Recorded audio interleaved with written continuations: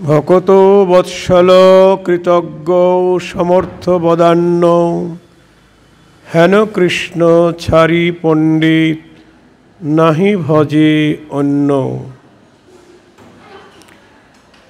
শ্রী গৌরাঙ্গ লীলা পার্ষদ কবিকুল মুকুটমণি শিল কৃষ্ণদাস কবিরাজ গোস্বামীপাদ তার শ্রী শ্রী চৈতন্য চরিতামৃত গ্রন্থের মধ্যলীলায় দ্বাবিংশ পরিচ্ছেদে 51 সংখ্যক পয়ারে বলছেন যে ভকত বৎসল কৃতজ্ঞ সমর্থ বদান্য হেন কৃষ্ণ ছাড়ি পণ্ডিত নাহি ভজে অন্য।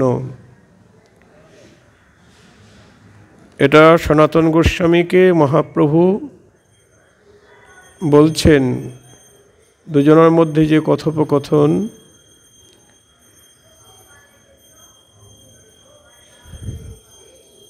অসৎসঙ্গ ত্যাগ এই বৈষ্ণব আচার, এই কথা বলতে গিয়েই এসব ছাড়িয়া আর বর্ণাশ্রম ধর্ম অকিঞ্চন হইয়া লয় কৃষ্ণের শরণ। আর কৃষ্ণর গুণের কথা বলছেন মহাপ্রভু। তিনি ভক্তবৎসল, তিনি কৃতজ্ঞ, তিনি সমর্থ, তিনি বদান্য। তার অনন্ত গুণ, তার মধ্যে এগুলি তার প্রধান গুণ। তাই যারা পণ্ডিত ব্যক্তি, যারা বিজ্ঞ ব্যক্তি, তারা এহেন কৃষ্ণকে পরিত্যাগ করে আর কার শরণ গ্রহণ করবে?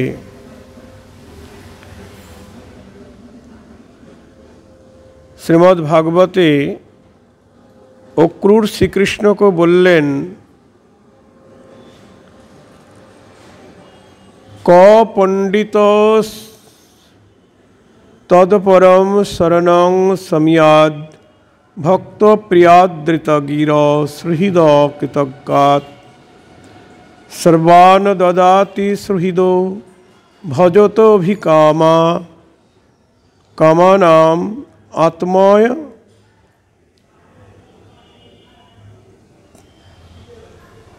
নম অপুচয়া পচৌ ন যস্য। অক্রূর শ্রীকৃষ্ণকে বললেন, যিনি ভজনকারী সুহৃদকে সকল অভিলষিত দান করেন। ভজনকারী সুহৃদকে সকল অভিলষিত দান করেন মানে কৃষ্ণকে যারা ভজন করে তাদের যা কিছু আকাঙ্ক্ষিত ধন কৃষ্ণ পূর্ণ করেন। এমনকি আত্ম পর্যন্ত দান করে থাকেন।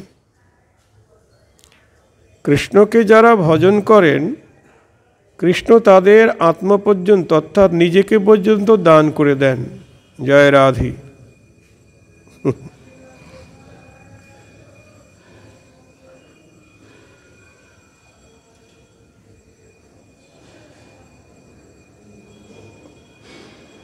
গৌতমীয় তন্ত্রে বলছেন, তুলসী দলেন জলস্য চুলুকেন বা বিক্রিণীতে সমাত্মানম ভক্তব্য ভক্তবৎসল। কে যদি এক গণ্ডূষ জল একটি তুলসী দল দিয়ে গোবিন্দায় নম বলে আমায় দিতে পারে, আমি তার কাছে চিরদিনের তরে বিক্রি হয়ে যাই। নিতাই গৌর হরি বল।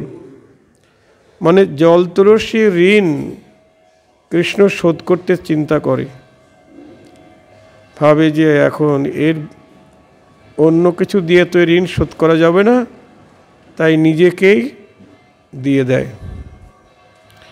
তাই এখানে বলছেন এমনকি আত্ম পর্যন্তও দান করে থাকেন, যাহার হ্রাস নাই বৃদ্ধি নাই। কার? না গোবিন্দের, তার ক্ষয় নেই।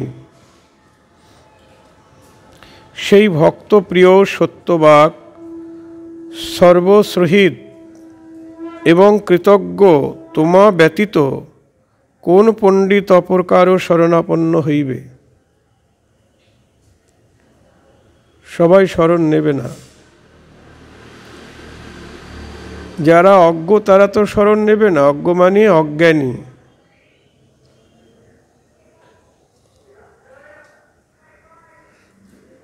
এখন অজ্ঞানী বলতে কি বুঝায়?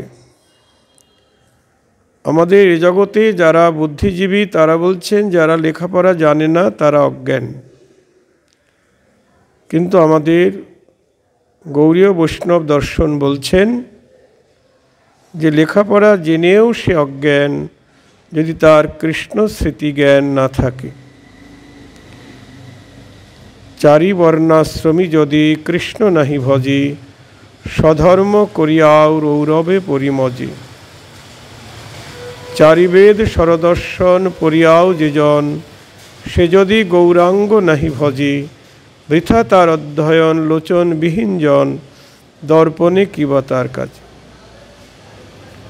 সমস্ত শাস্ত্রে পাণ্ডিত্য অর্জন করেও যদি গৌরকে না ভজে তাহলে তার অধ্যয়ন বৃথা।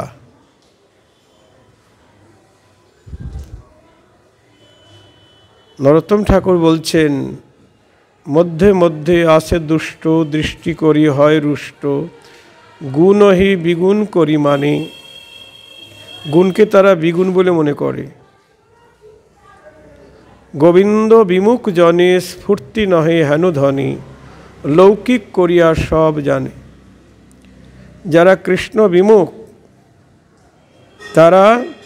তাদের প্রতি কৃষ্ণের কৃপা নাই।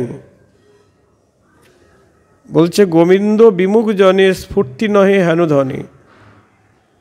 যাদের কৃষ্ণ স্মৃতি নাই, গোবিন্দ বিমুখ, কৃষ্ণের দিক থেকে মুখ ফিরিয়ে আছে। বিমুখ মানে মুখ ফিরিয়ে থাকা। স্ফূর্তি নহে হেন ধনী, তারা এই সকল বুঝবে না, তাদের অনুভবে আসবে না, কারণ তারা তো পিছন ফিরে আছে, গোবিন্দের দিক থেকে মুখ ঘুরিয়ে আছে। বলছে গোবিন্দ বিমুখ জনে স্ফূর্তি নহে হেন ধনী, লৌকিক করিয়া সব জানি। হ্যাঁ, লৌকিক করিয়া সব জানি। তারপরে বলছেন অজ্ঞান অভাগা যত, নাহি লয় শতমত, অহংকারে না জানে আপনা। যারা অজ্ঞান তারাই অভাগা। অভাগা মানে ভাগ্যহীন। অজ্ঞান কাদের বলা হয়? এই জড়বিদ্যায় শিক্ষালাভ করেও যদি কৃষ্ণ স্মৃতিজ্ঞান না থাকে, হরিভক্তি না থাকে, তারা অজ্ঞান, তারা অভাগা। অজ্ঞান অভাগা যত, নাহি লয় সতমত। তাদেরকে আপনি সৎকথা বললেও তারা শুনবে না। কৃষ্ণ ভজনের কথা, গৌরগোবিন্দ ভজনের কথা বললেও তারা শুনবে না। তারা অন্য মতে এত আসক্ত হয়ে পড়েছে যে আসল তত্ত্ব সম্বন্ধে তারা জানতে আগ্রহী নয়। অজ্ঞান অভাগা যত, নাহি লয় সতমত, অহংকারে না জানে আপনা। তাদের অহংকার যে আমরা যেটা জানি এটাই ঠিক।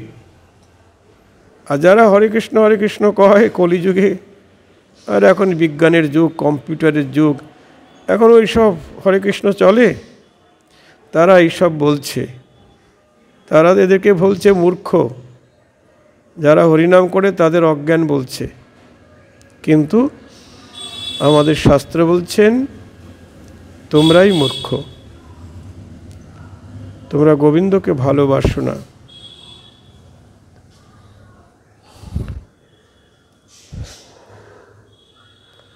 এই শ্লোকে কৃষ্ণের কতকগুলি ভজনীয় গুণের কথা উল্লেখ করা হয়েছে। শ্রীকৃষ্ণ ভক্ত প্রিয়, মানে ভক্তই তার প্রীতির বিষয়। তিনি ভক্তকে এত প্রীতি করেন যে প্রকৃত ভক্তের কথা তো দূরে থাক, ভক্তের ছদ্মবেশ ধারণ করেও যদি কেউ তার সমীপবর্তী হয়, ছদ্মবেশে তার অনিষ্ট করবার উদ্দেশ্যেও যদি কেউ তার নিকটে আসে,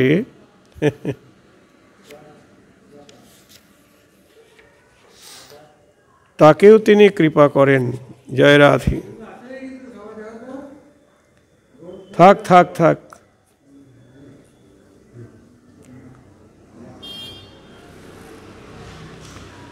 এখানে বলছে ভক্ত প্রকৃত ভক্ত না হয়েও যদি ভক্তের বেশ ধারণ করে কেউ আসে ছলনা করে, তাকেও কৃষ্ণ সদ্গতি দান করেন। তার দৃষ্টান্ত পুতনা।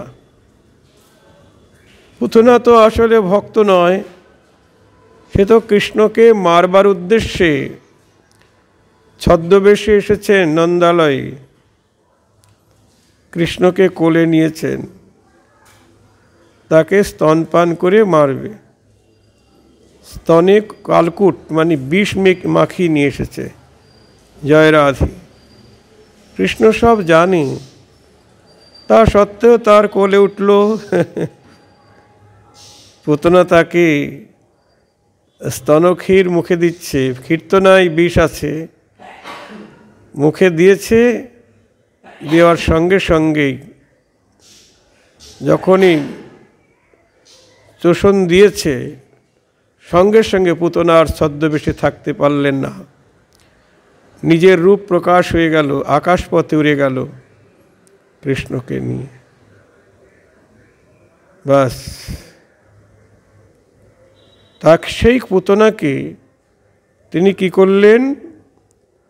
অধোগতিতে পাঠালেন না, তাকে ধাত্রীগতি দিয়ে বৈকুণ্ঠে পাঠালেন। নিতাই গৌর হরি বল। তাহলে কৃষ্ণ কত ভক্তজন প্রিয়। ভক্তের শুধু বেশ নিয়েছে। জয় রাধে। ভক্তের ভান করেছে।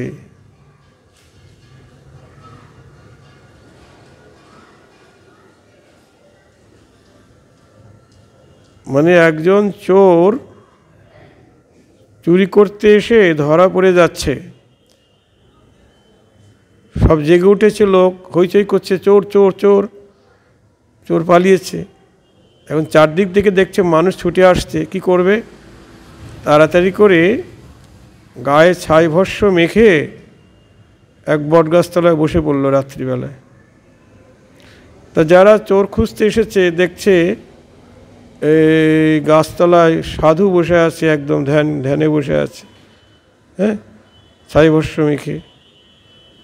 সবাই তখন নমস্কার করছে, বাড়ি থেকে সব খাবার টাবার নিয়ে এসে সবাই দিচ্ছে, পয়সাও দিচ্ছে, সাধু এসেছে আমাদের গ্রামে।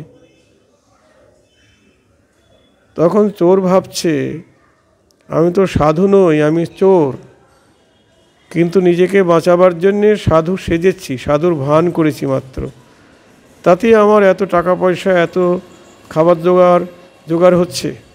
আর যদি প্রকৃত আমি সাধু হতাম, তাহলে আমার আর কোনো অভাব থাকতো না, তাহলে আমার আর চুরি করতে হতো না। নিতাই গৌর হরি বল। সেই থেকে চোর সাধুই হয়ে গেল। এই জন্যে বলছে সাধুর ভানও ভালো। ভগবান সাধুকে বড় ভালোবাসে। যেমন আমরা গৌরাঙ্গের বাল্যলীলায় পাই, গৌরহরি রাস্তায় বেরিয়েছে একা একা বাল্যকালে, হ্যাঁ, তা গায়ে তো অনেক অলঙ্কারে সাজিয়ে দিয়েছে সচিমা। দুই চোর রাস্তায় দেখেই ভাবছে অনেক সোনাদানা, হ্যাঁ। দুই চোর বলছে, বাবা বাড়ি যাবে, বাড়ি যাবে? চলো চলো, তোমাকে বাড়ি নিয়ে যাই, চলো চলো।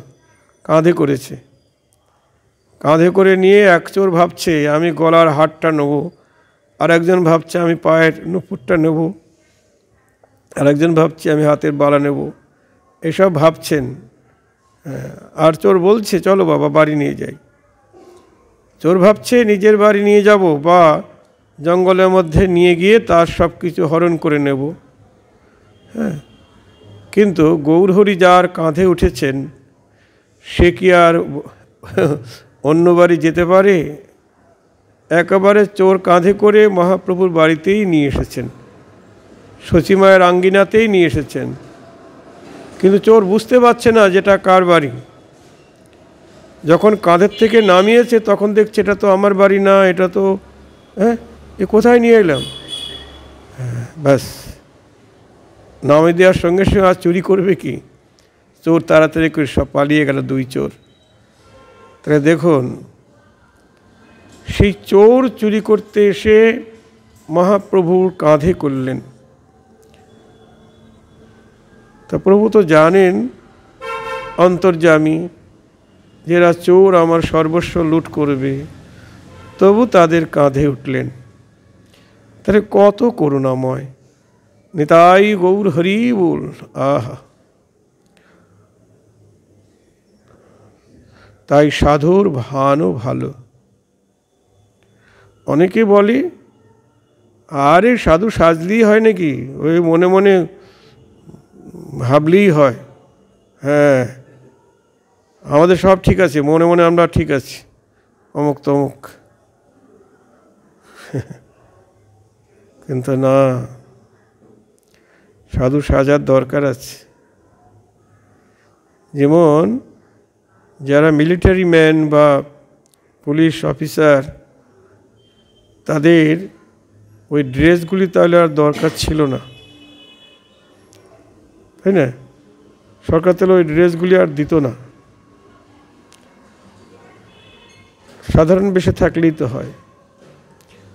ওই ড্রেসের একটা গুণ আছে, পুলিশের ড্রেস পরলে মেজাজটা পুলিশের মতো হয়ে যায়, আর যারা সাধারণ লোক তারা ভীত হয় পুলিশ, তাই না? একটু তারা সংকোচ করে, ওই জন্য ড্রেস পরার দরকার আছে। সবারই আলাদা ড্রেস আছে, যে বিচারপতি তার ড্রেস আছে, যে উকিল ওকালতি করছে তারও ড্রেস আছে, বেশ আছে। তেমনি সাধুরও বেশ আছে, তিলকমালা ইত্যাদি পরিধান করার প্রয়োজন আছে। বেশ না নিলে দেশ মিলবে না। তারপরে দ্রব্য গুণ, এই তিলকমালার গুণ আছে তো। এই যে তিলক রচনা করা হচ্ছে রাধাকুণ্ডের রস দিয়ে বা তুলসীতলার মাটি দিয়ে, এর অনেক গুণ। আর তুলসীর গুণের তো কোনো সীমাই নেই।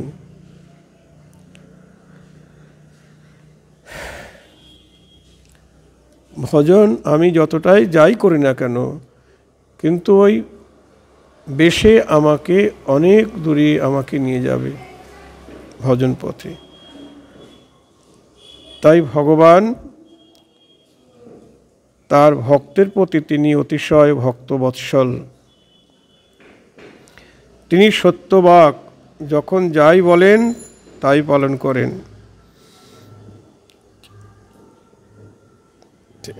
তিনি সুহৃদ, সকলেরই হিতকারী, কারো অমঙ্গল তিনি করেন না, যেহেতু তিনি মঙ্গলময়। জয় রাধি। তারপর বললেন তিনি কৃতজ্ঞ, মানে যে তার কাছে যা কামনা করে তার সে বাসনা তিনি পূর্ণ করেন।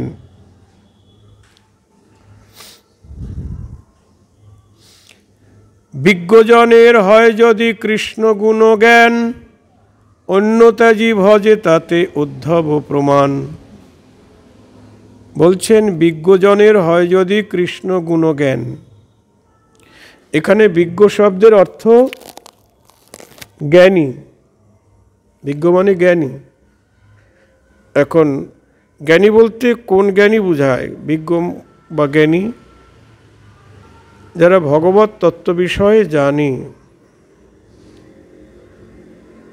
সংকীর্তন যজ্ঞে করে কৃষ্ণ আরাধন, সেই তো সুমেধা পায় কৃষ্ণের চরণ। এই যে বিজ্ঞ বা জ্ঞানী, প্রকৃত জ্ঞানী কে? যার কৃষ্ণ স্মৃতি জ্ঞান জন্মেছে, তিনি প্রকৃত জ্ঞানী। তাই বিজ্ঞজনের হয় যদি কৃষ্ণ গুণ জ্ঞান। যারা জ্ঞানী ব্যক্তি তারা তো কৃষ্ণের সম্বন্ধে অনুশীলন করবে। যিনি শাস্ত্র আদিতে কৃষ্ণের ভজনীয় গুণের কথা অবগত হয়েছেন, শাস্ত্রের দ্বারা কৃষ্ণের গুণ সম্বন্ধে জেনেছেন, কৃষ্ণের ভজনীয় গুণের জ্ঞান, কৃষ্ণের ভজনীয় গুণসমূহের মধ্যে তার কৃপাই সর্বশ্রেষ্ঠ, তার কৃপাটাই সর্বশ্রেষ্ঠ গুণ। তাই এই পায়ের প্রাণরূপে একটি শ্লোক উদ্ধৃত করেছেন, তাতে কৃষ্ণের দয়ার কথায় বিশেষভাবে উল্লেখ করা হয়েছে। বলছে, অন্য ত্যাজি মানে অন্য সকলের ভজন ত্যাগ করে সে কৃষ্ণের ভজন করে। অন্য ত্যাজি ভজে তাতে উদ্ধব প্রমাণ। বলছেন উদ্ধব তার প্রমাণ। উদ্ধব বলছেন, অহো বকি জং স্তনকাল কুটং জিঘাংসয়াপ্যায় অপ্রসাদ্ধি লেভে গতিং ধাক্রচিতাং ততন্নম কংব দয়ালুং শরণং ব্রজেম। হরি বল। বিদুরের নিকট উদ্ধব বললেন, অহো কৃষ্ণের কি আশ্চর্য দয়ালুতা। উদ্ধব বিদুরকে বলছেন যে কৃষ্ণের কি আশ্চর্য দয়ালুতা। দুষ্ট পুতনা প্রাণ বিনাশের ইচ্ছায় যাকে স্বীয় স্তনলিপ্ত কালকূট পান করিয়ে ধাত্রীর উপযুক্ত গতি লাভ করেছে, সেই শ্রীকৃষ্ণ ব্যতীত এমন দয়ালু আর কে আছে যে তার ভজন করিব। নিতাই গৌর হরি বল। প্রকট লীলায় কৃষ্ণের আবির্ভাবের ষষ্ঠ দিবসে কৃষ্ণের বয়স যখন 6 দিন, সেই দিন রাত্রিকালে দুষ্ট কংস কর্তৃক প্রেরিত হয়ে রাক্ষসী পুতনা দিব্য বসনভূষণে ভূষিতা পরমা সুন্দরী রমণীর বেশে নন্দালয়ে প্রবেশ করেছিল। তার রূপে মোহিত হয়ে গোপগণও মানে পুরো প্রবেশের সময় তাকে বাধা দেন নাই। ভাবছেন কোনো হয়তো স্বর্গের দেবী, তারাই এসেছেন। যশোদার গৃহে প্রবেশ করেই মাতার স্নেহ ও আদরের ভান করে পুতনা শিশু কৃষ্ণকে টেনে কোলে তুলেই নিজের স্তন কৃষ্ণের মুখে প্রবেশ করিয়ে দিল। তার স্নেহপূর্ণ আচরণে, বিশেষত লীলাশক্তির প্রভাবে যশোদা এবং রোহিণীও এমনই মুগ্ধ হয়েছিলেন যে তারাও পুতনাকে বাধা দেন নাই। রাক্ষসী পুতনা সদুদ্দেশ্য নিয়ে আসে নাই। কংসের প্ররোচনায় কৃষ্ণকে বিনষ্ট করার জন্য স্বীয় স্তনে কালকূট তীব্র বিষ মাখিয়ে এসেছিল।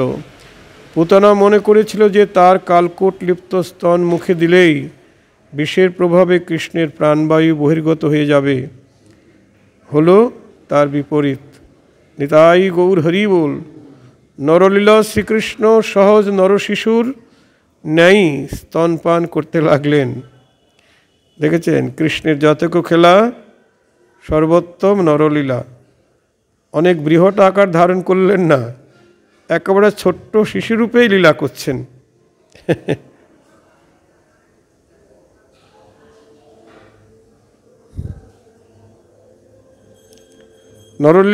লীলা শ্রীকৃষ্ণ সহজ শিশুর ন্যায় স্তনপান করতে লাগলেন, কিন্তু স্তনপানকালে তো ওষ্ঠাধার দ্বারা স্তনকে চুষে টান দিতে হয়।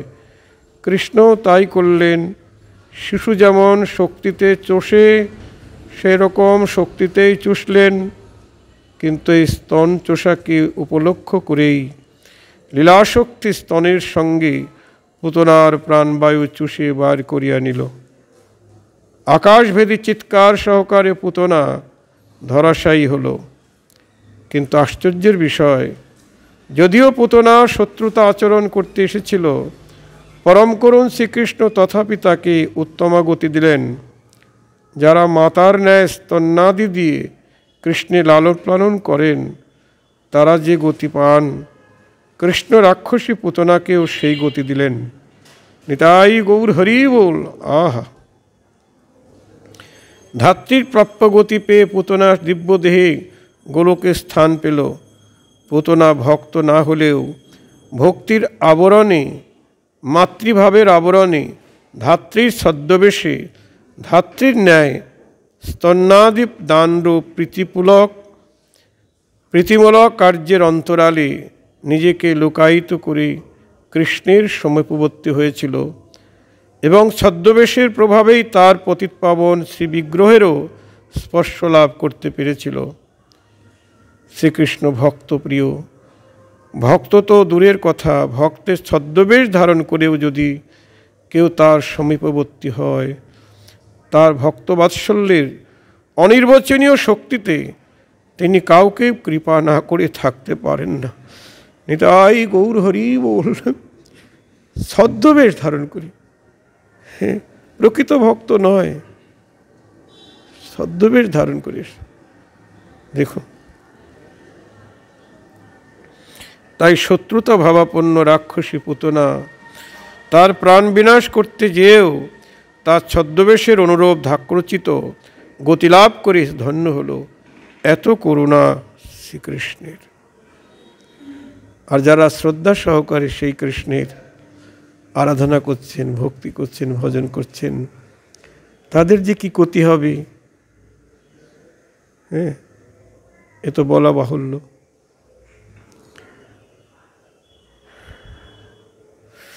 তাই এই শ্লোক কৃষ্ণের করুণার সর্বাতিশায়িনী অভিব্যক্তির পরিচায়ক। এত করুণা যার, তাকে না ভোজে কোনো হিতাহিত জ্ঞান বিশিষ্ট ব্যক্তি অপরকে ভক্তিতে ইচ্ছুক হবে না।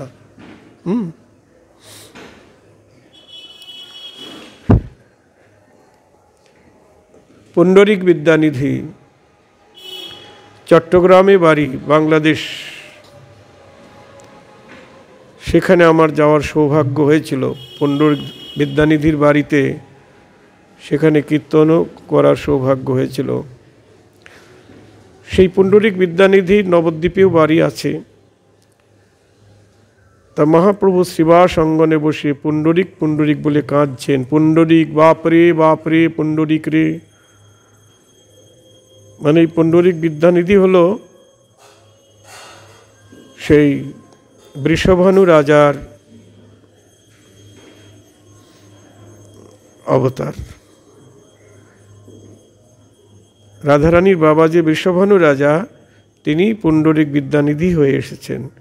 ওই জন্য তো মহাপ্রভু বাপরে বাপরে বলে ডাকছেন, বাপরে পুণ্ডরিক রে। শ্রীবাস অঙ্গনে বসে বাপরে পুণ্ডরিক বলে কাঁদছেন। তার 2-1 দিনের মধ্যেই পুণ্ডরিক বিদ্যানিধি নবদ্বীপে এসে গেছেন। তার সেই পুণ্ডরিক বিদ্যানিধি একদম রাজার মতোই থাকে, জমিদারের মতো। হ্যাঁ, মানে খুব পাতলা ফিনফিনে জামা, দুগ্ধ ফেনানিব শয্যার উপরে বসে, হ্যাঁ,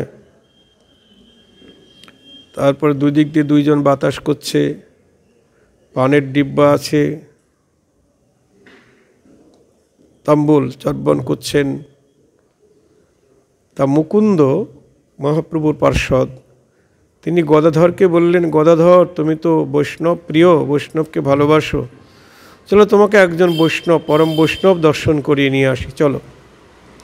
গদাধর বলছে চলুন। গদাধরকে সঙ্গে নিয়ে মুকুন্দ এসেছেন পুণ্ডরিক বিদ্যানিধিকে দর্শন করতে। তা দর্শন করে গদাধর দেখছেন ইনি কি করে পরম বৈষ্ণব হয় এত ভোগের মধ্যে থেকে।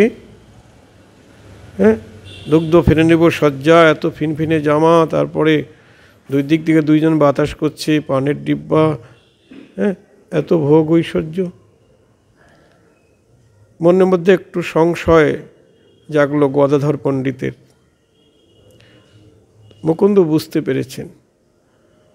বুঝতে পারার পরে তখন পুণ্ডরিক বিদ্যানিধির মহিমা গদাধরকে জানাবার জন্যেই এই অহবকি শ্লোকটা, ভাগবতের এই শ্লোকটা তিনি গাইতে লাগলেন। মুকুন্দ যে স্তনে কালকূট মেখে পুতনাকে বধ করতে এলো, পুতনা কৃষ্ণকে বধ করতে আসলেন, কিন্তু বিনিময়ে কৃষ্ণ তার স্তন চোষণের ফলে তার প্রাণবায়ু নিয়ে নিলেন এবং তাকে ধাত্রীগতি দিয়ে বৈকুণ্ঠে পাঠালেন। এমন দয়াল কৃষ্ণ ছাড়া বিজ্ঞজন পণ্ডিত ব্যক্তি আর কার শরণাপন্ন হবে? যখনই এই কথা, এই শ্লোকটা গাইলেন, সঙ্গে সঙ্গে পুণ্ডরিক বিদ্যানিধি প্রেমে হুঙ্কার করে, কোথায় গেল ফিনফিনে জামা সজ্জা, হুঙ্কার করে ভূমিতে পড়ে গেলেন। গড়াগড়ি দিতে লাগলেন, গর্জন করতে লাগলেন, তারপর রোদন করতে লাগলেন। তখন গদাধর পণ্ডিত হাত জোর করে কাঁপছেন, হায় আমি কি অন্যায় করেছি, কার সম্বন্ধে কি ভেবেছি। এই জন্যে বলেন, বৈষ্ণব চিনিতে না রে দেবের শকতি। কি কোন অবস্থায় থাকে আমরা আমাদের সাধারণ জ্ঞানে আমরা বুঝব না। এই জন্যে সবসময় সাবধানে আমাদের চলতে হবে। তখন গদাধর পণ্ডিত মুকুন্দকে বলছেন, আমার কি অপরাধ হয়ে গেল, এনার সম্বন্ধে আমি খারাপ ধারণা পোষণ করেছি, আমার এই অপরাধ থেকে আমি কি করে নিস্তার পাব। নিজে নিজেই সিদ্ধান্ত নিলেন যে আমি যদি এনার শিষ্য হয়ে এনার সেবা করতে পারি তবেই আমার এই অপরাধ থেকে আমি নিস্তার পাব। তখন গদাধর মহাপ্রভুর কাছে গিয়ে বললেন, এই ঘটনা। তখন মহাপ্রভু বললেন, তুমি ঠিকই সিদ্ধান্ত নিয়েছ। বৈষ্ণব অপরাধের থেকে নিস্তার পাওয়ার জন্যে তুমি তার শিষ্য হয়ে তার সেবা করো। তো যাই হোক, এখানে বলছে, বিজ্ঞজনের হয় যদি কৃষ্ণ গুণজ্ঞান,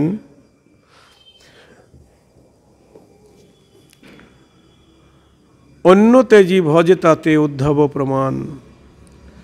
শরণাগত অকিঞ্চনের একই লক্ষণ, তার মধ্যে প্রবেশ হয় আত্মসমর্পণ।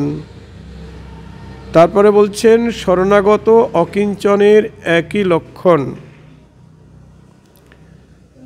শরণাগত অকিঞ্চন এই উভয় ভক্তই একরূপ লক্ষণ বিশিষ্ট।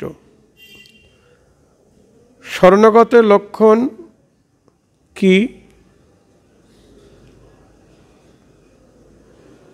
কৃষ্ণের ভজনের বা প্রীতির অনুকূল বিষয়ের গ্রহণ। দ্বিতীয়, কৃষ্ণের ভজনের বা প্রীতির প্রতিকূল বিষয় ত্যাগ। এই দেখুন, যারা শরণাগত হয়, কৃষ্ণের ভজনের অনুকূল বিষয় গ্রহণ আর কৃষ্ণের ভজনের প্রীতির প্রতিকূল বিষয় ত্যাগ। তৃতীয়ত, কৃষ্ণ আমাকে রক্ষা করবেন এই বিষয়ে নিশ্চিত বিশ্বাস। 4 নম্বর, রক্ষাকর্তারূপে কৃষ্ণকে বরণ করা। 5 নম্বর, কৃষ্ণে আত্মসমর্পণ। 6, আমি নিতান্ত অভিমানী ভক্তিহীন মহা অপরাধী, হে কৃষ্ণ তোমার কৃপা ব্যতীত আমার আর গতি নাই। এটা 6, আমাকে রক্ষা করো, রক্ষা করো। এটাই কি বলছেন? অকিঞ্চনের এরকম লক্ষণ। এই 6টি লক্ষণের মধ্যে রক্ষাকর্তারূপে বরণী প্রধান, অন্য 5টি আনুষঙ্গিক। রক্ষাকর্তারূপে বরণী অঙ্গী, অন্য 5টি তার অঙ্গ। রক্ষাকর্তারূপে বরণ এবং শরণাগতি একই কথা। কাউকে রক্ষাকর্তারূপে বরণ করলেই তার শরণাগত হওয়া হলো, তার শরণ বা আশ্রয় লওয়া। যার আশ্রয় লওয়া হয় তার প্রীতির অনুকূল বিষয়ের গ্রহণ, প্রতিকূল বিষয় ত্যাগ আপনা আপনি এসে পড়ে।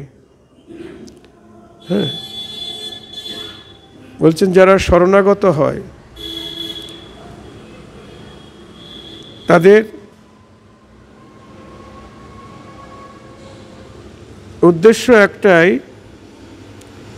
আমাকে রক্ষাকর্তারূপে কৃষ্ণকে বরণ করা। এই যে মহাজন বলছেন, ভজ হুরে মন শ্রীনন্দনন্দন অভয় চরণারবিন্দরে। হ্যাঁ, তার মানে গোবিন্দের চরণ হলো অভয় চরণ, যে চরণের শরণ নিলে আর কোনো ভয় থাকে না। ভজ রে মন শ্রীনন্দনন্দন অভয় চরণারবিন্দরে। দুর্লভ মানব জনম শত সঙ্গে তর হয়ে ভব সিন্ধুরে।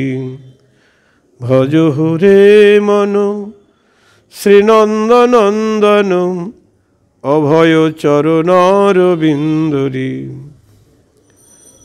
তাই বলছেন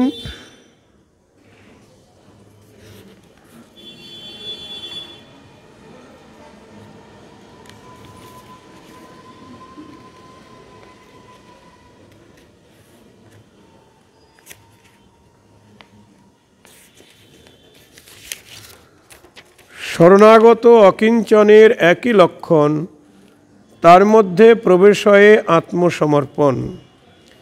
শরণাগত হওয়া মানেই আত্মসমর্পণ।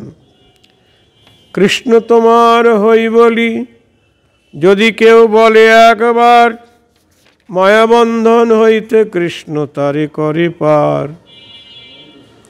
নিতাই গৌর হরি বল।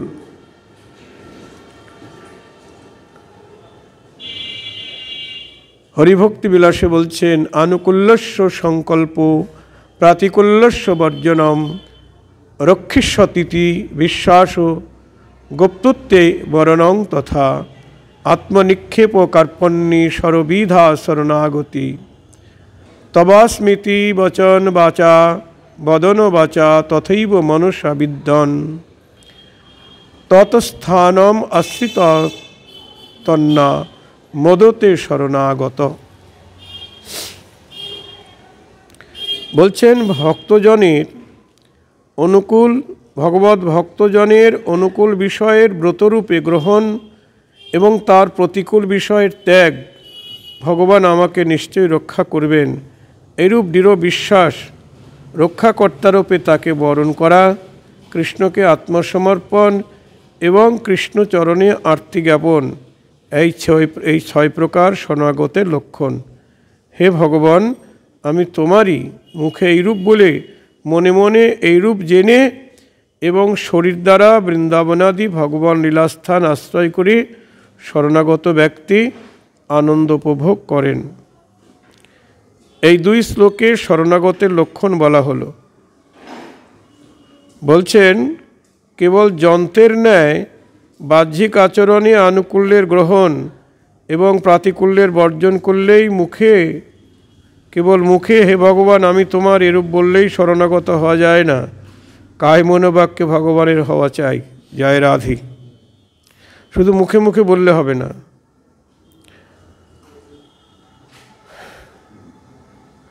বাইরে যেমন আচরণ করবে মনের ভাবও ঠিক তদনুরূপ হওয়া চাই।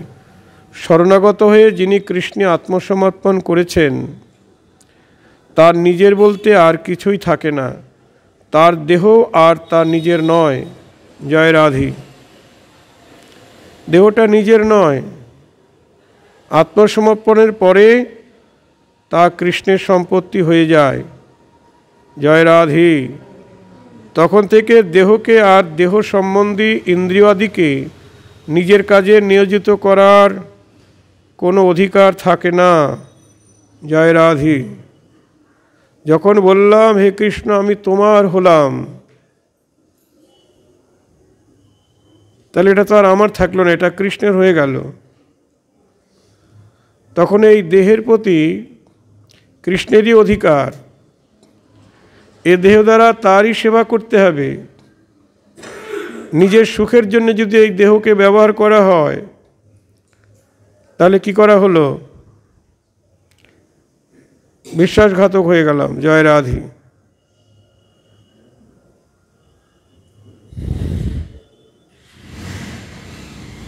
বিকৃত গরুকে যেমন আর নিজের কাজে লাগানো যায় না, মানে যে গরুকে বিক্রি করে দিয়েছি ওই গরুকে আর নিজের কাজে লাগানো যাবে? এটা তো বিক্রি হয়ে গেছে। দেহকে এবং ইন্দ্রিয়াদিকে সর্বতোভাবে কৃষ্ণের কাজেই নিয়োজিত করতে হবে। নরোত্তম ঠাকুর এই জন্য বলছেন, অহংকার, অভিমান, অসৎসঙ্গ, অসৎ জ্ঞান ছাড়ি ভজ গুরুপাদ পদ্ম। কিভাবে বলছেন? অসৎ সঙ্গ, অসৎ জ্ঞান, অহংকার, অভিমান। প্রথম বলছেন অহংকার, অভিমান। অহংকার ত্যাগ করো, অভিমান ত্যাগ করো। আর অহংকার, অভিমান, অসৎ সঙ্গ ত্যাগ করো, অসৎ জ্ঞান ত্যাগ করো।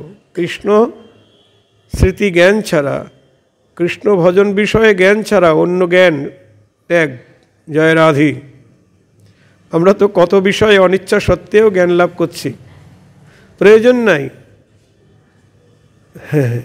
অনেকে আছে বহু শাস্ত্র পড়ছে, ওই অমক মতে কী আছে একটু পড়ে দেখি, অমক মতে কী আছে পড়ে দেখি, এরকম বৃথা জ্ঞান অর্জন করছে। কর্মকাণ্ডে কী আছে, জ্ঞানকাণ্ডে কী আছে, ওটা একটু পড়ি না। অহংকার, অভিমান, অসৎসঙ্গ, অসৎ জ্ঞান।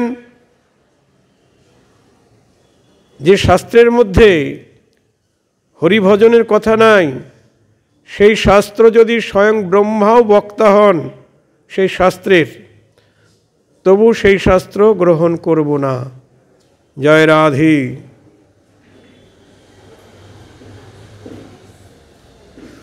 অসৎসঙ্গ, অসৎ জ্ঞান ছাড়ি ভজ গুরুপাদ পদ্ম।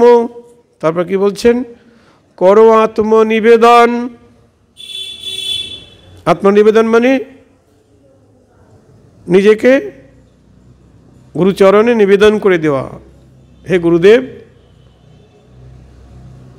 আমি তোমার। তারপর কি বলছেন? শুধু দেহ নয়, করো আত্মনিবেদন, দেহ, গেহ, গেহ মানে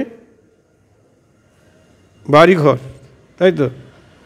করো আত্মনিবেদন, দেহ, গেহ, পরিজন। আবার বলছে তোমার পরিজন যারা আছে, ছেলে মেয়ে, আত্মীয় কুটুম্ব, সবাইকেই দিয়ে দাও। কি বাবা, সব দিতে হবে গুরুদেবকে? সেই যে কে যেন দাতা হরিশ্চন্দ্র রাজা, তার কাছ থেকে দান চাইতে গিয়ে সব দান করে দিল। স্ত্রী পুত্র বিক্রয় করল, তারপরে আবার নিজে সেই শ্মশান ঘাটের ডোম সাজলো, সব দান করে দিয়ে দিল গুরুদেবকে। নিতাই গৌর হরি বল। কিরকম অহংকার, অভিমান, অসৎসঙ্গ, অসৎ জ্ঞান ছাড়ি ভজ গুরুপাদ পদ্ম। করো আত্মনিবেদন, দেহ, গেহ, পরিজন, গুরুবাক্য পরম মহত্ব। সনাতন গোস্বামী যখন বৃন্দাবন থেকে নীলাচল অভিমুখে যাত্রা করেছেন, পথে বিভিন্ন জলের দোষে, নদীনালা খালবিলের জলের দোষে আর উপবাসে গায়ের চুলকানি খাজুয়া হয়েছে, রক্তপুজ, রক্ত কষানি ঝরছে। পথে আসতে বিচার করলেন, এই অপবিত্র দেহ নিয়ে তো মহাপ্রভুর কাছে যেতে পারবো না, জগন্নাথ মন্দিরেও যেতে পারবো না, আমার আরও অপরাধ হবে। তার চাইতে এই দেহ যদি ভালো স্থানে দিয়ে দুঃখ শান্তি হয় আর সদ্গতি পাইয়ে, এ দেহ যখন প্রভুর সেবায় লাগবে না, এ দেহটা আমি ত্যাগ করব, ভালো জায়গায় ত্যাগ করব। হ্যাঁ, তাহলে কি হবে? এই কুণ্ডরসার জ্বালাও দূর হবে, আর মৃত্যুর পরে সদ্গতি লাভ হবে। সেই ভালো জায়গায় ত্যাগ করব দেহটা। কোথায়? জগন্নাথ রথযাত্রায় যবে হইবেন বাহির, তার রথের চাকার তলে ছাড়িব শরীর। নিতাই গৌর হরি বল। আহা, মহাপ্রভুর আগে আর দেখি জগন্নাথ, এমতো ছাড়িব পরাণ, পাইব পরম পুরুষার্থ। মহাপ্রভু রথাগ্রে নৃত্য করবেন। তার নৃত্য দেখতে দেখতে, জগন্নাথকে দর্শন করতে করতে যদি এ দেহের থেকে প্রাণটা বার হয়, তাহলে আমার পরম পুরুষার্থ লাভ হবে। এই সংকল্প নিয়ে সনাতন নীলাচলে এলেন, হরিদাস ঠাকুরের বাসায় তার সঙ্গে মিলিত হলেন। মহাপ্রভু হরিদাসের সঙ্গে প্রতিদিন দেখা করতে যায়। মহাপ্রভু এসেছেন, হরিদাস প্রণাম করছেন, সনাতন বহু দূর থেকে প্রণাম করছেন সাষ্টাঙ্গে। হরিদাস বলছে, প্রভু তোমার সনাতন এসেছে। হ্যাঁ, আমার সনাতন এসেছে? কই সনাতন? কতদিন তোমাকে দেখি না, আসো আসো আমার বুকে আসো। মহাপ্রভু বাহু প্রসারিত করে এগিয়ে যাচ্ছেন, সনাতন পিছে ভাগছে, না তুমি আমায় ছুঁয়ো না, আমি অস্পৃশ্য, আমি অপবিত্র, আমার গায়ে চণ্ডুলসা কণ্ডুরসা চুলকানি খাজুয়া, আমাকে ছুঁয়ো না, পিছিয়ে যাচ্ছেন। মহাপ্রভু তাকে জোর করে আলিঙ্গন করলেন। সনাতনের ওই গায়ের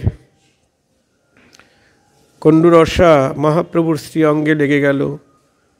সনাতন বলছে, তুমি কি করলে প্রভু? বলছে, জানো সনাতন, কৃষ্ণ তোমার অঙ্গে কণ্ডুরসা সৃষ্টি করে আমার কাছে পাঠিয়ে দিয়েছে। কেন জানো?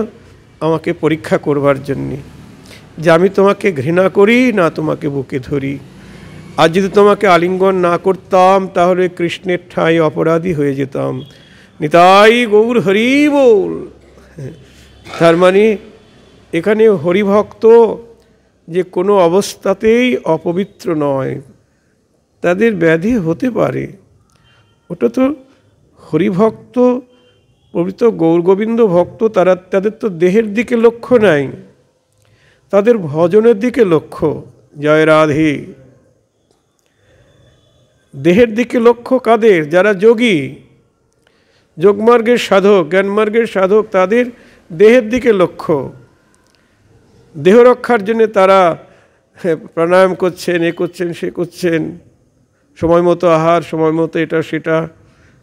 আর রঘুনাথ দাস গোস্বামী 24 ঘন্টার মধ্যে 23.5 ঘন্টা তিনি ভজনে কাটাচ্ছেন। ভাবা যায়? 22.5 ঘন্টা,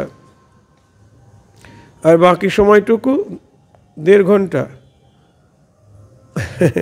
রাত্রি 10টার পরে উনি সিংহদ্বারে ভিক্ষা মেগে তারপরে জীবিকা নির্বাহ করেন। আর আমাদের ডাক্তার বলছেন যে 3 বেলা ঠিকমতো খেতে হবে, ঘুমটা যদি ঠিকমতো না হয় তাহলে শরীর খারাপ হবে। আজ জল ঠিকমতো খেতে হবে, সকালে খালি পেটে জল খেতে হবে, খাবার পরে জল খেলে বিষ খাওয়া হবে, এ হবে, সে কত কি নিয়মকানুন বলছে। তাহলে তো যারা নির্জলা ব্রত করছেন তাহলে তো ওগুলি ত্যাগ করতে হবে। জয় রাধে। কিন্তু হরিভক্তের ক্ষেত্রে ওইসব নিয়ম খাটবে না। নিতাই গৌর হরি বল। হ্যাঁ, তাই হরিভক্তের ব্যাধি হতেই পারে।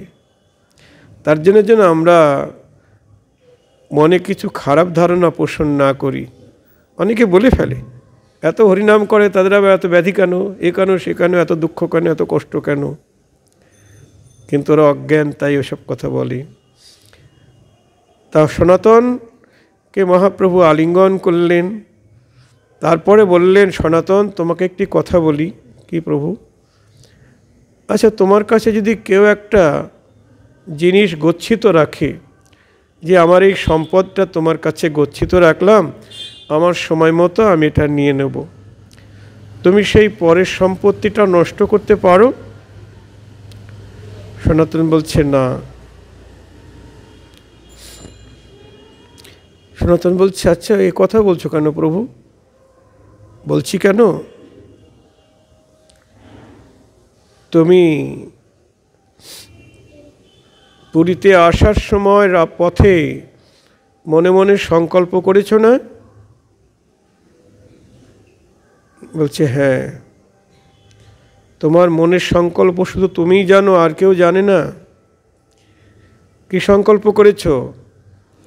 তোমার এই দেহ জগন্নাথের রথের চাকার তলে ত্যাগ করবে না? বলছে হ্যাঁ। কেন? এই অপবিত্র দেহ যখন তোমার সেবায় লাগবে না, তাই এ দেহ দিয়ে কী হবে? ত্যাগ করাই তো ভালো। মহাপ্রভু বলছেন ওই দেহটা কি তোমার? ওই দেহটা তুমি ত্যাগ করতে চাও, ওটা কি তোমার দেহ? একদিন না তিল তুলসী দিয়ে শ্রী গৌরাঙ্গায় নমঃ বলে ওই দেহ তুমি আমায় সঁপে দিয়েছ। নিতাই গৌর হরি বল।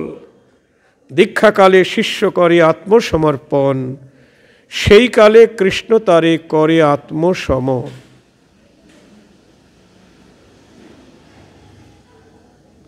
ওই দেহটা তুমি আমায় দিয়ে দিয়েছ না? ওটা তোমার দেহ নয়, ওটা আমার দেহ। আমি তোমার কাছে গচ্ছিত রেখেছি। ওই দেহের উপর অত্যাচার করার তোমার কোনো অধিকার নেই। ওই দেহের দ্বারা আমি কত প্রয়োজন সাধন করব, আমার এই দেহের দ্বারা যা আমি করতে পারলাম না, ওই দেহের দ্বারা আমি সেই প্রয়োজন সাধন করব। ওই দেহের দ্বারা আমি লুপ্ত তীর্থ উদ্ধার করব। ওই দেহের দ্বারা কত ভক্তি শাস্ত্র রচনা করব। ওই দেহের দ্বারা জগতের মানুষকে কত ভক্তি শিক্ষা দেব। আর তুমি সেই দেহ ত্যাগ করতে চাও সনাতন? তোমার সাহস তো মন্দ না। হরিদাস, তুমি একটু নিষেধ করে দাও তোকে, এমন অন্যায় যেন না করে। হরিদাস ঠাকুর বলছেন, সনাতন তোমার কি ভাগ্য, তোমার দেহকে মহাপ্রভু অঙ্গীকার করে নিয়েছে তার নিজের দেহ বলে, কিন্তু আমার দেহ প্রভু এখনো গ্রহণ করল না।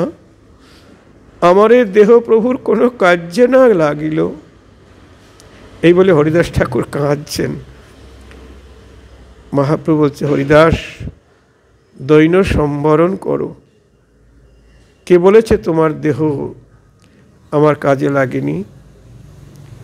আমার সবচাইতে বড় প্রয়োজন যে নাম প্রেমের প্রচার, সেই নাম প্রেম প্রচার করছো তুমি। নামাচার্য হরিদাস। দেখুন, একে বলে আত্মসমর্পণ। সনাতন আত্মসমর্পণ করেছেন, প্রভু সেটা গ্রহণ করেছেন।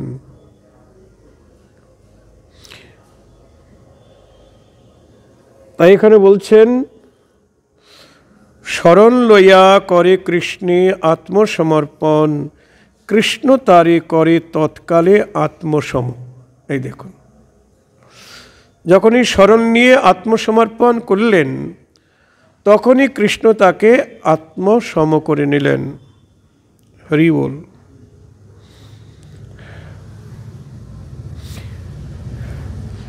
কৃষ্ণের শরণাপন্ন হওয়ার সার্থকতা কি তা বলছেন। কোনো ভক্ত যেই মুহূর্তে কৃষ্ণে আত্মসমর্পণ করেন, সেই মুহূর্তেই কৃষ্ণ তাকে নিজের তুল্য করে থাকেন। আত্মসম মানে নিজের তুল্য করে নেন। সকল বিষয়ে কৃষ্ণের সমান কেউ হতে পারে না। কৃষ্ণ অদ্বয় জ্ঞানতত্ত্ব। এই পরে কোন অংশে আত্মসম করার কথা বলা হয়েছে? বলছেন, মানুষ যখন অপর সমস্ত কর্ম পরিত্যাগ করে আমাতে আত্মনিবেদন করে, তখনই আমি তাকে একটা বিশিষ্টতা দান করি। তার ফলে সেই মানুষ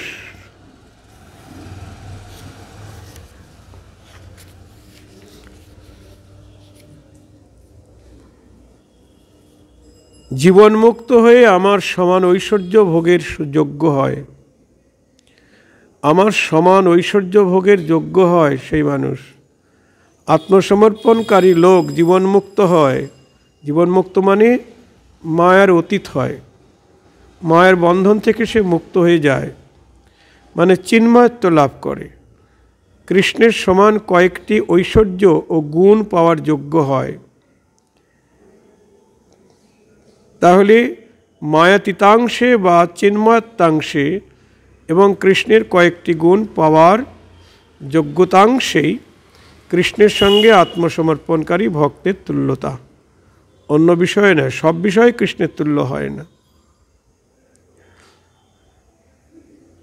হরি বল। ভাগবত বলছেন, মর্ত যদা ত্যক্ত সমস্ত কর্মা নিবেদিতাত্মা বিচিকিৎসিত মে তদাত্মেতত্ত্বং প্রতিপদ্যমান মায়াত্ম ভুয়ায় চ কল্পতে বৈ। উদ্ধবকে কৃষ্ণ বললেন, মানুষ যখন অপর সমস্ত কর্ম ত্যাগ করে আমাতে আত্মসমর্পণ করে তখন তার জন্য বিশেষ কিছু করার আমার ইচ্ছে হয়। তার ফলে সেই মানুষ জীবনমুক্ত অবস্থা প্রাপ্ত হয়ে আমার ঐশ্বর্য ভোগের যোগ্য হয়।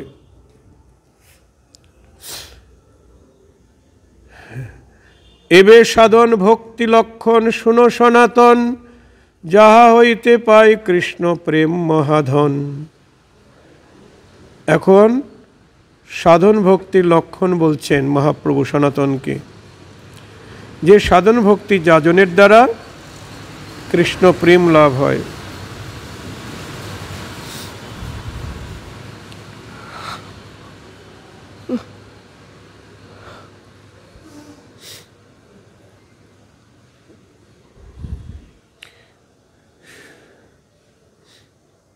জীবের চিত্তে নিত্যসিদ্ধ কৃষ্ণ প্রেমের উন্মেষের নিমিত্ত হস্তপদ চক্ষু কর্ণ জিহ্বাদি দ্বারা যে অনুষ্ঠানগুলি করা হয় তাদের সাধারণ নাম সাধন ভক্তি। মানে ভক্তিকে পাবার উপায় বা প্রেম লাভের উপায় যেটা, তাকে বলে ভক্তি অঙ্গের সাধন।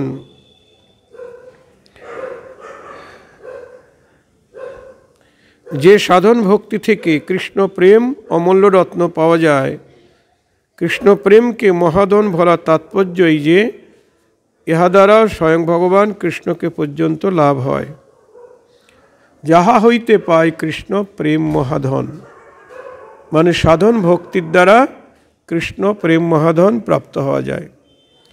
সেই সাধন ভক্তির কথা বলছেন ভক্তিরসামৃত সিন্ধুতে, বলছেন কৃতি শ্রদ্ধা ভবেত সাধ্যভাবা সা সাধনাভিধা নিত্য সিদ্ধস্ব ভাবস্য প্রাকট্যং হৃদি সাধ্যতা।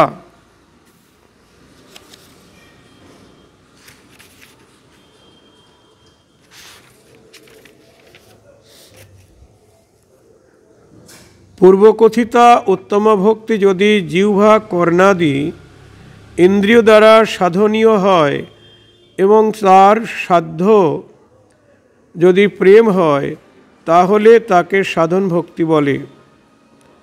নিত্যসিদ্ধ প্রেমের হৃদয়ে প্রাকট্যের নামই সাধ্যতা।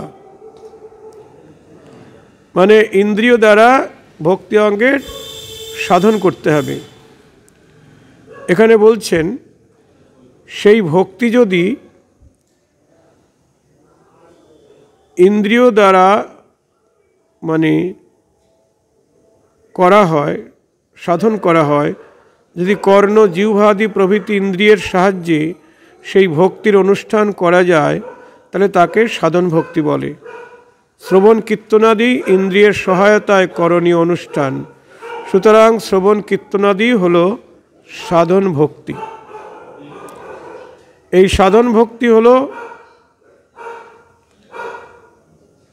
সাধ্য ভাবা, যার সাধ্য বা লক্ষ্য হল ভাব। এই সাধন ভক্তির অনুষ্ঠানের ফলে ভাব বা প্রেম পাওয়া যায়। এই স্থলে প্রেমকে সাধ্য বলাতে আশঙ্কা হতে পারে যে প্রেম জন্য পদার্থ কিনা, প্রেম এমন একটা বস্তু কিনা যা তৈরি করা যায়।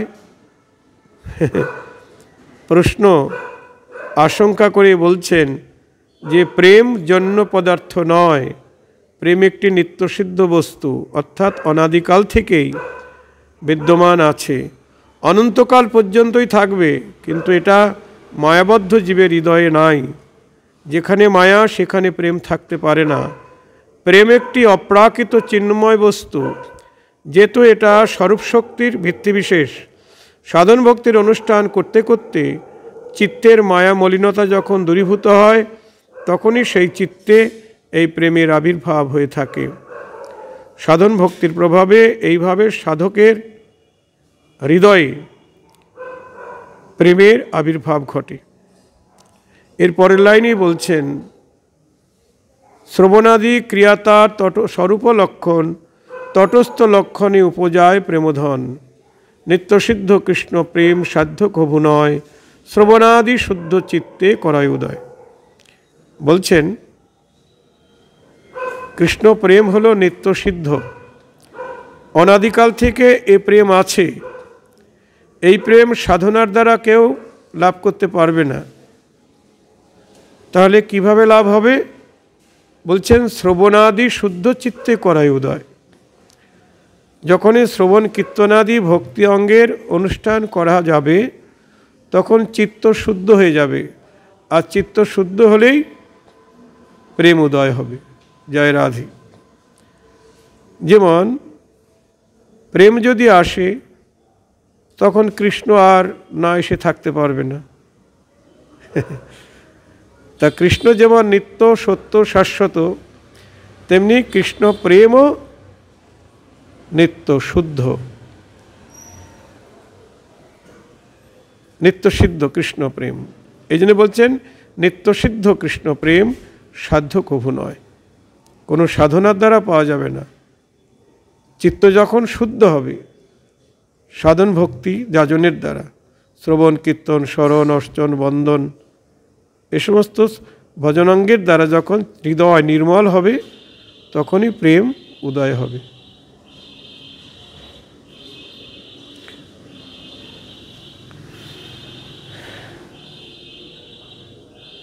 কৃষ্ণপ্রেম অনাদি সিদ্ধ বলে কখনো উৎপাদনীয় নয়, এটা কেউ কোনো উপায় জন্মাতে পারে না। যা সর্বদাই বর্তমান, তা নতুন করে কীরূপে জন্মাবে?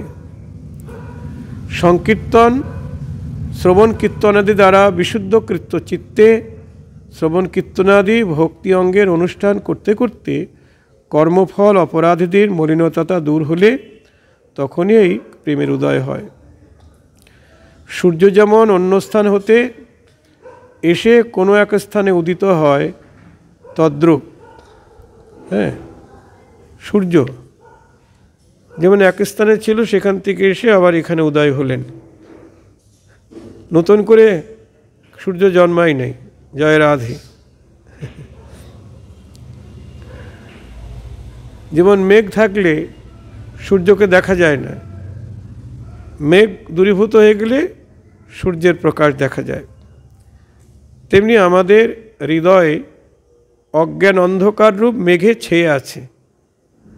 এই অজ্ঞানতারূপ অন্ধকার যখনই দূর হয়ে যাবে, তখনই সূর্য প্রেম সূর্য প্রকাশিত হবে। নিতাই গৌর হরি বল।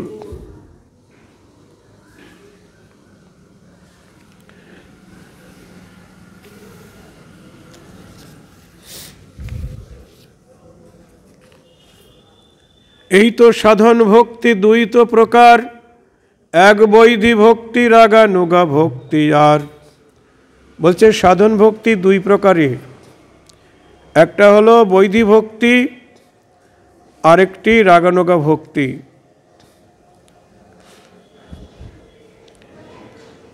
শ্রবণ কীর্তনাদি যাহার অঙ্গ এবং যার অনুষ্ঠানের ফলে চিত্ত বিশুদ্ধ হয় এবং চিত্তে নিত্যসিদ্ধ কৃষ্ণপ্রেমের আবির্ভাব হয়, সেটাই সাধন ভক্তি।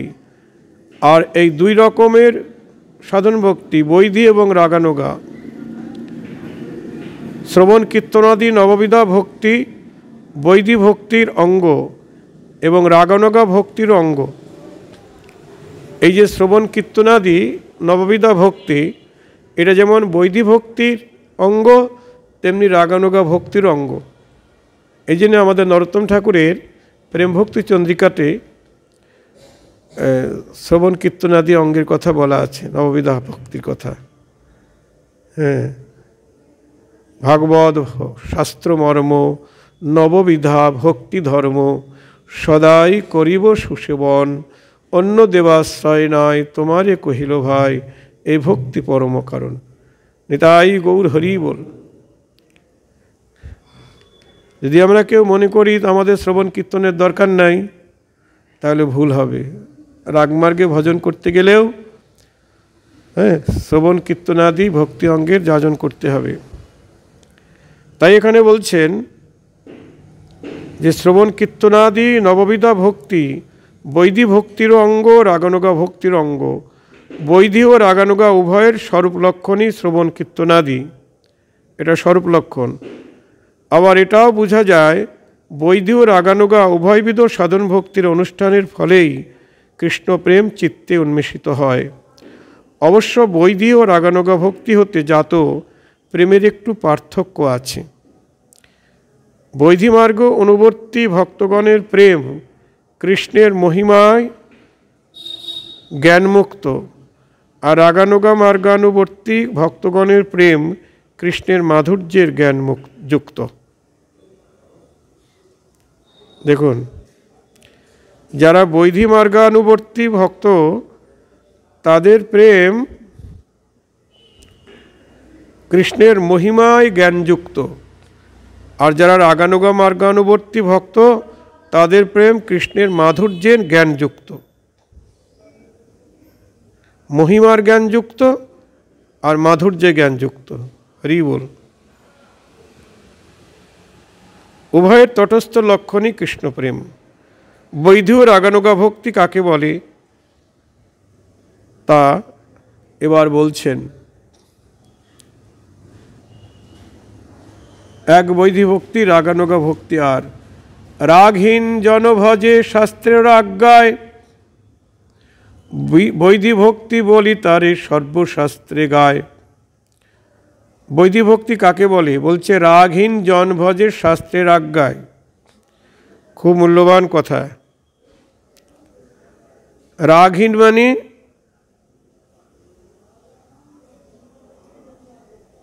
ইষ্টবস্তুতে যে গাঢ় তৃষ্ণা তাকে রাগ বলে। গাঢ় তৃষ্ণার লক্ষণ জলপানের জন্য বলবতী ইচ্ছা, জল পাওয়ার জন্য বিশেষ চেষ্টা, জল না পাওয়া পর্যন্ত প্রাণের ছটফটানি। সুতরাং ইষ্টে গাঢ় তৃষ্ণার লক্ষণ সেবা দ্বারা কৃষ্ণকে সুখী করার জন্য একটা বলবতী বাসনা, ওই সেবা পাওয়ার জন্যে প্রাণপণ চেষ্টা, সেবা না পাওয়া পর্যন্ত প্রাণের অস্বস্তি। স্থূল কথা, কৃষ্ণ সেবার জন্য প্রাণের একটা স্বাভাবিক টান, একটা প্রবল ব্যাকুলতা। এই ব্যাকুলতাও প্রাণের টানের হেতু, কেবল সেবা দ্বারা কৃষ্ণকে সুখী করার ইচ্ছা, অন্য কিছু নয়। এই জাতীয় ব্যাকুলতাই রাগ। নিতাই গৌর হরি বল। এটা যার নাই সেটাই রাগহীন। নিতাই গৌর হরি বল। এটা যার নাই তার সেই ভক্তিকে বলছে রাগহীন। রাগহীন জন ভজে শাস্ত্রের আজ্ঞায়। শাস্ত্রের আজ্ঞায় মানে শাস্ত্রের অনুশাসনে ভজন করছে। না ভজলে এটা হবে, না ভজলে কষ্ট হবে, এ হবে, সে হবে। হ্যাঁ, কৃষ্ণের মহিমা একটু আগে যে বলা হলো, তার মহিমা জেনে তাকে আত্মসমর্পণ করা। হ্যাঁ, সর্বধর্মান পরিত্যজ্য মামেকং শরণং ব্রজ অহং তাং সর্ব পাপেভ্য মোক্ষয়িষ্যামি মা শুচো। হ্যাঁ, তুমি সকল ধর্ম ত্যাগ করে আমার শরণ নাও, আমি তোমাকে সকল পাপ থেকে রক্ষা করব। এই যে শাস্ত্রের শাসন। হ্যাঁ, রাগহীন জন ভজে শাস্ত্রের আজ্ঞায়, মানে রাগের ভজনটা হলো লোভে পড়ে ভজন। আর রাগহীন যারা, তারা লোভে পড়ে ভজন করছে না, তারা শাস্ত্রের অনুশাসন মেনে ভজন করছেন। জয় রাধে।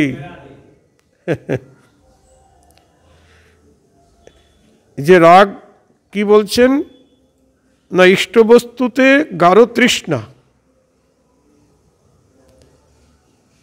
গাঢ় তৃষ্ণাটা কেমন? প্রবল তৃষ্ণা, তাকে রাগ বলে।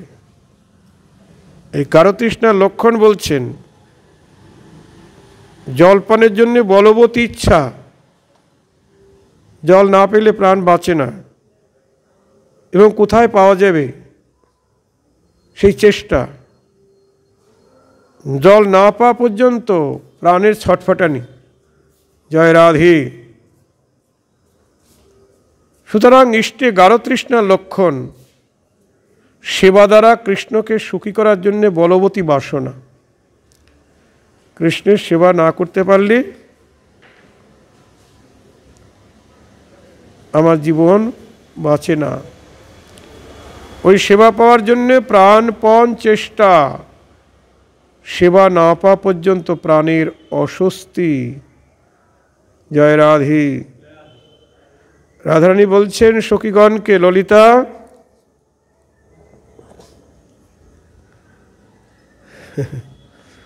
শুনতে পাচ্ছিস আমার পরাণবধূ বাঁশি বাজছে? আপনারও সঙ্গী গণে, সখাগণকে দিয়ে রাধা বলি বাজায় বাঁশি ত্রিভঙ্গ হইয়া।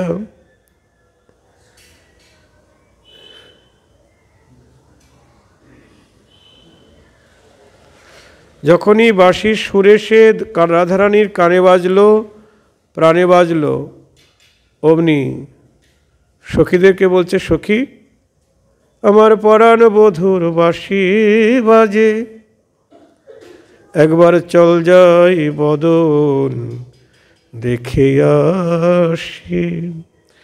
ও যে শান্তির বাসা কৃষ্ণ বদন, আমার যে না গেলেই নয় রে, একবার চল যাই বদন দেখে আসি। আমার বধূ আমায় ডাকছে। ললিতা বিশাখা বলছেন, তোর সাহস তো মন্দ না, এই ভর দুপুরবেলা যাবি কৃষ্ণবদন দেখতে? হ্যাঁ, তোর বাদিনীর ঘরে থাকিস, শাশুড়ি নদী কৃষ্ণ বিদ্বেষী, এ আশা ত্যাগ কর। যখনই বলছে আশা ত্যাগ কর, তখনই রাধারানী বলছে, সখী ও কথা বলিস না, সত্যি যদি আজ কৃষ্ণবদন দেখতে না পাই, যদি এ দেহ গোবিন্দ সেবায় না লাগে, তাহলে প্রাণ আমি রাখব না রে। যদি গোবিন্দ সেবায় বঞ্চিত হলাম, আমার প্রাণ রাখা প্রাণ গোবিন্দের লাগি। যদি গোবিন্দ সেবায় বঞ্চিত হলাম, এ প্রাণ আমি রাখব না রে। সখীরা বলছেন, ছি, অমনে অলক্ষণীয় কথা বলতে হয়? আচ্ছা ঠিক আছে, আমরা দেখছি কি করা যায়। তুই এক কাজ কর, অঘটন ঘটন পটীয়সী লীলাসাধিনী যোগমায়ার স্মরণ কর, যার কৃপা হলে অসাধ্য সাধন হয়। তখন রাধারানী যোগমায়াকে ডাকছেন, হে মা যোগমায়া যোগেশ্বরী, মা গো একবার কৃপা করি আমায় কৃষ্ণ বদন দর্শনের উপায় করে দাও।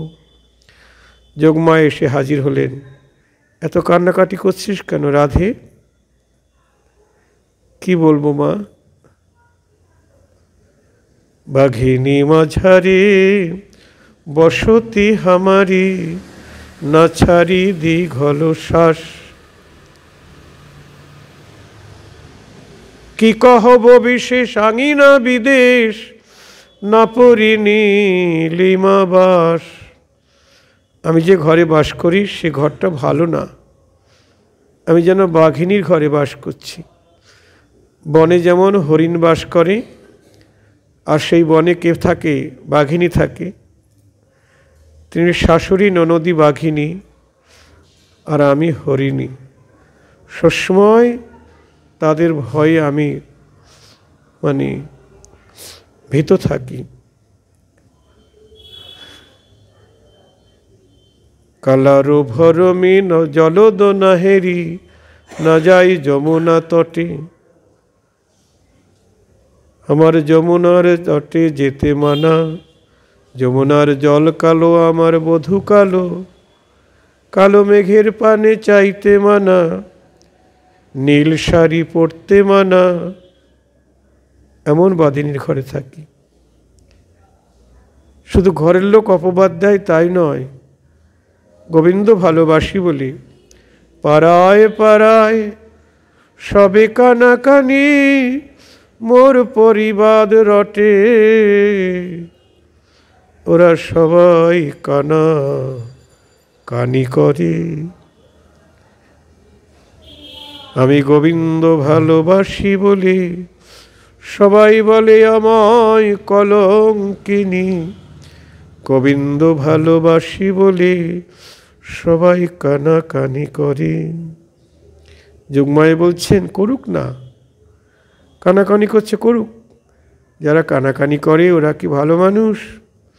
ওরা সবাই কানা, সবাই কানা, জানে না কৃষ্ণের উপাসনা, তাইতে কানা কানি করে। ওরা চোখ থাকতেও কানা, কৃষ্ণের উপাসনা জানে না, তাই চোখ থাকতেও কানা। নিতাই গৌর হরি বল। এর জন্যে কাঁদছিস? না, শুধু এর জন্যে কাঁদি? তুমি একবার আমায় গোবিন্দ বদন দর্শনের উপায় করে দাও, তাই বল। কোনো চিন্তা নেই। আমি যখন এসেছি আমরা একটা ছলনার আশ্রয় করে ঘরের বার হয়ে যাব। তুই দধি দুগ্ধ ঘৃত ঘোলের পশরা সাজা, মথুরার হাটে বিকিকিনির ছলনা নিয়ে আমরা ঘরের বার হয়ে যাব। আমি জটিলার কাছ থেকে অনুমতি নিয়ে আসি। এই বলে বড়াই বুড়ি জটিলার কাছে এসে বললেন, মথুরার হাটে বিশাল লাভের ব্যবসা, তোরা তো জাতিতে গোয়ালা, বিকিকিনি করতে যাবি? ঘিয়ের দরে ঘোল বিক্রি হচ্ছে। জটিলা বলছে এমন লাভের ব্যবসা, নিশ্চয়ই যাব। কুটিলা বলছে আমিও যাব। বড়াই বুড়ি দেখছে এরা গেলে তো বিকিকিনি হবে না, বলছে না, ওই হাটে বিধবা লোকের যাওয়া নিষেধ। ও, তাহলে কি হবে? আরে তোদের বৌমা তো আছে, ওকে আমার সঙ্গে পাঠিয়ে দে। তখন রাধারানী অনুমতি হয়ে গেল। এবার সখীগণ সঙ্গে অভিসার করে দানঘাটিতে এসে গোবিন্দের সঙ্গে মিলিত হলেন। প্রবল তৃষ্ণা, কৃষ্ণ প্রাপ্তির জন্যে প্রবল ব্যাকুলতা, গাঢ় তৃষ্ণা। এ প্রাণ বাঁচব না, এ প্রাণ আমি রাখব না যদি গোবিন্দ বদন দেখতে না পাই, গোবিন্দ সেবায় বঞ্চিত হই, এ জীবন রাখব না। এটাই হলো প্রবল তৃষ্ণা, গাঢ় তৃষ্ণা। এই তৃষ্ণা যাদের নাই তাদেরকেই বলে রাগহীন। রাগহীন জনে ভজে শাস্ত্রের আজ্ঞায়, সেটাকে বলে বৈধি ভক্তি। নিতাই গৌর হরি বল। আজকে এই পর্যন্ত। শ্রী গুরু নিতাই গৌর সীতানাথ প্রেমানন্দে হরি হরি বল।